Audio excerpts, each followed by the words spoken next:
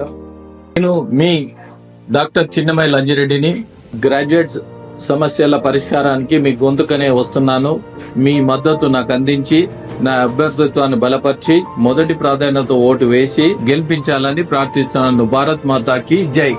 So 6 గ్యారెంటీలు ఇప్పుడు కాకపోయినా ఇంకొక 6 నెలలైనా కంప్లీట్ అవుతాయని మీరు అనుకుంటున్నారా? నేనైతే 2 అంటే మంత్స్ ఎందుకంటే 2 మంత్స్ లో చేయాలని అనుకుంటున్నా. 2 మంత్స్ చేయకపోతే పొలిటికల్ లాస్ అవుతుంది.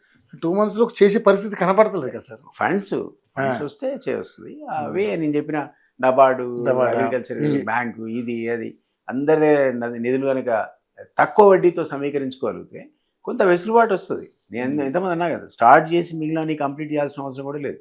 50% మార్క్ మీరు దాటితే ప్రజల్లో చర్చ వస్తుంది. అరే వాళ్ళ ప్రయత్నం వాళ్ళు చేస్తున్నారు అంటారు. కానీ సార్ ఇక్కడ ఏ రాష్ట్ర ముఖ్యమంత్రి అయినా నవీన్ పట్నాయక్ లాంటి ఆ భావజాలాన్ని ఎందుకు వీళ్ళు మెయింటైన్ చేయలేకపోతున్నారు? అంత ఈజీ కాదండి.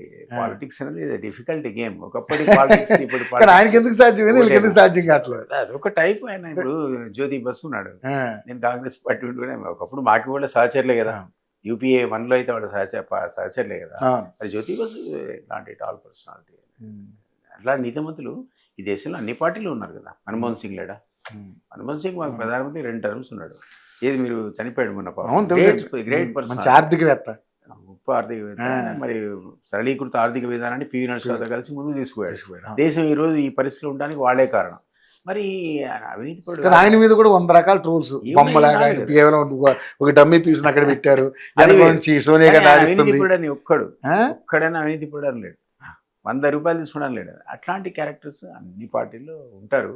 టాల్ పీపుల్ ఉంటారు. వాళ్ళంతా మనకు ఒక ఏమంటారు, ఐకానిక్ మోడల్స్, రోల్ మోడల్స్. ప్రజలు యువత రాజకీయాలు రాల్చుకున్నాడు, వాళ్ళని రోల్ మోడల్గా పెట్టుకోవాలి.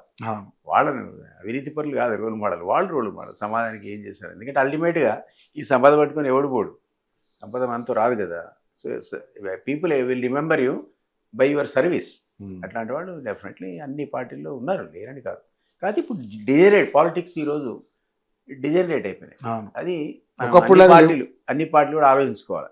దీన్ని ఎట్లా సంస్కరించాలి? సంస్కరణ అనేది అవసరం. ఓకే.